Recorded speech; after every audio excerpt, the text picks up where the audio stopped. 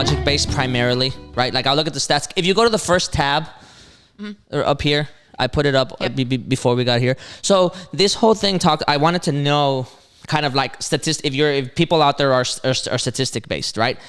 This is another reason why this is absolutely fucking outrageous, right? The right will do a great job, and I mean market great job of selling this as murdering babies, right? And to your point, which I'll touch on a little bit about how like it's ridiculous to think that we're just out here partying on Saturday and be like, yo, I'm gonna get my abortion tomorrow, and it's like everything goes by like nothing ever happened, right? Which is what they like to think, how they like to paint us most of the time, right? This statistics, 89% of abortions, period, happen before let me get this right, I wrote this down, happen before, I think, 14 weeks. Yes,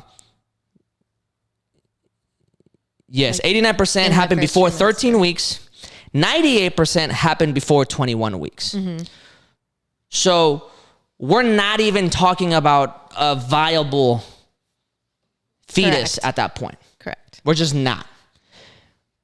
I say that because that's what Roe v. Wade is. That's what the law that set apart the trimester standard. That's to people out there wondering, right? Roe v. Wade, that's what it was. Is the trimester standard, which I might say is an extremely politically moderate way of looking at everything. For those of you out there on the right that I don't think you're ever going to see this, but should you, and you should, Roe v. Wade is not a leftist policy in the slightest. So for you to think that like, oh, those, all those leftists Roe v. Wade is not a leftist policy at all. It is a extremely moderate centrist point of view.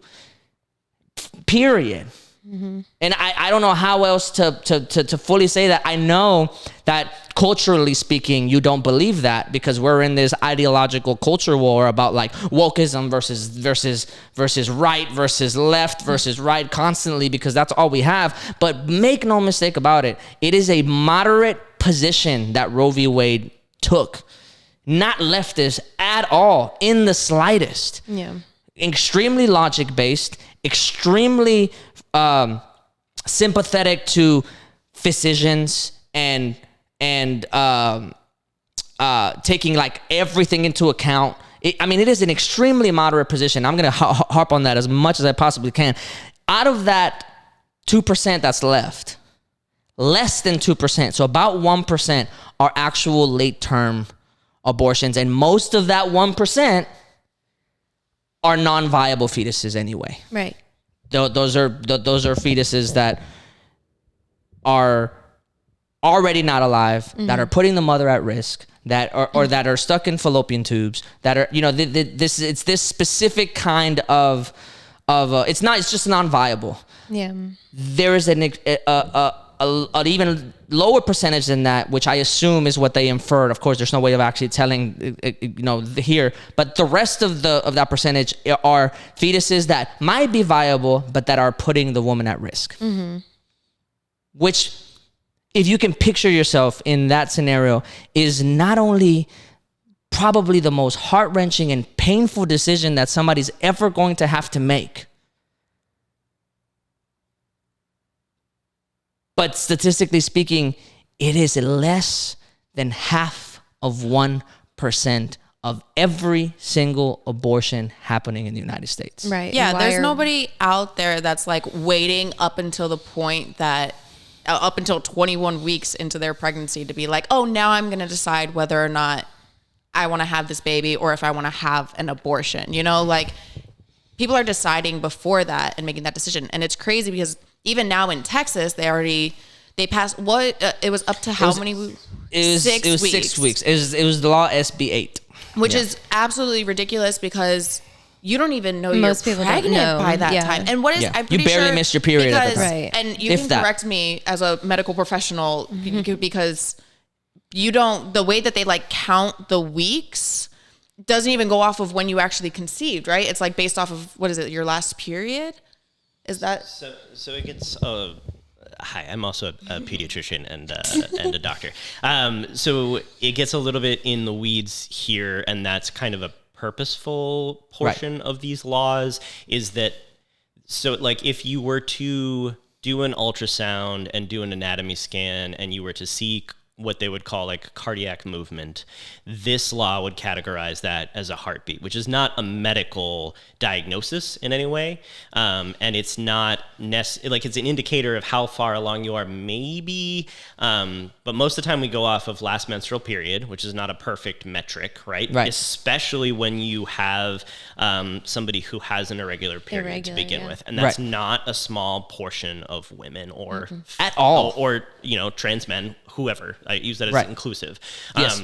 It's not a small number of people. And so to think that if somebody's irregular all the time and has 6 to 8 weeks that they usually go in between having a period, they're well beyond the portion of time where they would have had to have gone in to see a physician. And so these laws are written that way purposefully to prevent things as early as possible.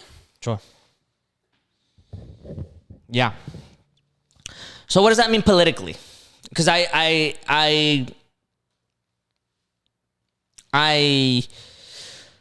can talk logic all day and statistics all day about this kind of stuff, but unfortunately, logic and statistics that doesn't work on religious people, or else there probably would be no religious people. So,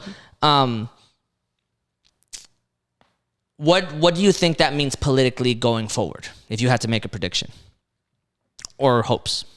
I mean, as much as I'd like to attribute some of the right-wing people as just being religious, I don't think that we can centrally just blame religion for all of it, because if we're going to go down that path, there are clearly stated things in the Bible that are not even their own logic doesn't work on them, right? And so I don't know if it's even necessarily worth the battle against religion on this. It's more just that's fair, trying to make sure that people understand that this should be a human right, because healthcare is a human right, or understanding the way that abortion can be healthcare, not I'm trying to murder a baby. It's, this is healthcare. This is what's best for me and my body. Right. Yeah. And it even the argument of, we're not going out and partying and then deciding we want an abort. Who fucking cares? Who cares if you wake up after partying one night and you're like, shit, I should probably not have this kid. I should maybe do what's best for me at this point in time. That it shouldn't even be associated. It's you should just be able I brought that up choose. only because that's what they will say. Yeah. You know what I mean? But, going back to the point I made earlier, I'm with you. I don't even care about the extreme cases. Right. Not that I don't care in that sense, but to me, that's not an argument. You can get lost in the details all day, but it's not necessary. And I'm not trying to get caught up in he wears what and where do you draw the line, and philosophically and morally, I don't. To me, it's real simple, and I will stand my ground on that, and that's just abortion is healthcare, bodily autonomy. That's where that conversation's in. If you want to have a more philosophical conversation out of me, then you're gonna have to be able to concede to a lot that I have to say, or else we're just not gonna have that conversation. Well, and I think the big thing is too that everybody's allowed to have their line. Everybody's allowed to have what they think is okay and what they think is maybe not okay. It's the fact that you shouldn't be able to pin that onto somebody else. It's not anything relating to that human. It is solely your decision. And again, that's with anything but abortion being key. It should be your choice. Somebody should not be able to determine that choice for you. Yeah. Yeah, I see a big argument of people saying that there are so many things that you can do to be more responsible if you're somebody that's sexually active, to make sure that you don't get pregnant. Yeah, one, being able to get healthcare is a privilege when it comes to, especially when it comes to birth control. Yeah, absolutely. And even with that, I mean, I was just speaking to somebody last night about it, and they said they chose to get off their birth control because what it was doing to their body and the effects it had on their body. So again, it goes back to this idea of what is it that is best for my body right now, and I have to make that decision. And I shouldn't be scared of like, if I can't take birth control because of the effects that it's having on me, Right. like I don't want to be terrified of being forced into a pregnancy if that happens. Yes. And there's also the side of it of like, I mean, I have an IUD in, and it's still terrifying to me because like now I'm scared all the time because I don't get a period. So I'm like, let me Right. just randomly take tests to may make just sure not know. Yeah. that I'm not past any, you know, if I do end up somehow being the, you know, small percentage Right, of people that that get could. pregnant while still being on birth control, like Yeah. making sure that I catch it in time. Like, Exactly. that is absolutely terrifying. Yeah, or funding your way to another state to try and be able Yeah. to take care of things. And Yeah. like how many people are not able to access birth Mm-hmm. control, access being able to get out of state, taking time off of work, doing anything to get, like, especially in Texas, the hundreds and hundreds of miles to a proper facility to get the care that they need. Right. Like it's 100% access related. And yeah.